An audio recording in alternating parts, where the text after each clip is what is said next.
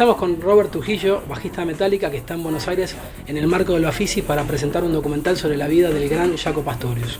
Robert, how are you? Thank you very much for having us. Thanks for having me. It's great to be here. Well, to start, why Jaco? Why do you want to tell his story? Well, you know, I had been looking for possible documentaries about Jaco or films, and I always felt it was important that his story could come to life some kind of way, you know, through whether it was through a documentary or a biopic or something.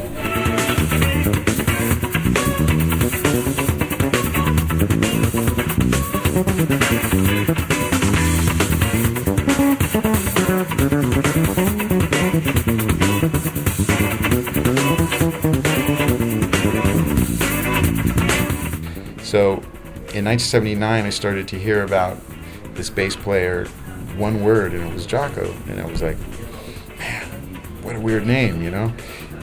How does he play? You know, and then all of a sudden I heard, I think for the first time, it might have been Teen Town or something. I bought the album, Teen of course. Town, Heavy. I bought Heavy Weather.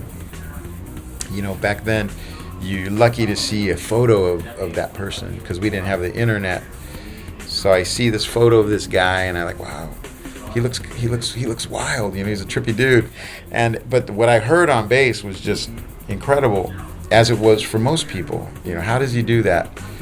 And then I saw him play in 1979, and then it really kind of changed my world because not only was what I was hearing on album, it would have been vinyl back then, so incredible, but what I was seeing, you know, the performance, and it had nothing to do with just sort of saying it's jazz or it's this. It was everything, you know. It was funky, it was heavy, you know, the distortion on the bass solo slang was just so special. Also melodic. It was composition.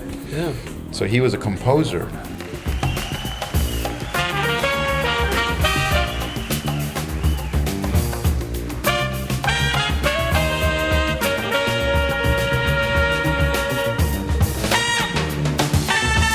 What I think is really important, and even the you know, some young players, if you go, hey, you got this guy, Robert, got no business, plays in a heavy metal band, you got no business, you know, making a film about Jaco or whatever, you know, it's weird stuff. Exactly, but I'm just saying in general, there's a lot of opinions, but one thing for sure is when people see the film, everybody shuts up because the film speaks for itself, and at that point you realize it's not about one person, it's about him.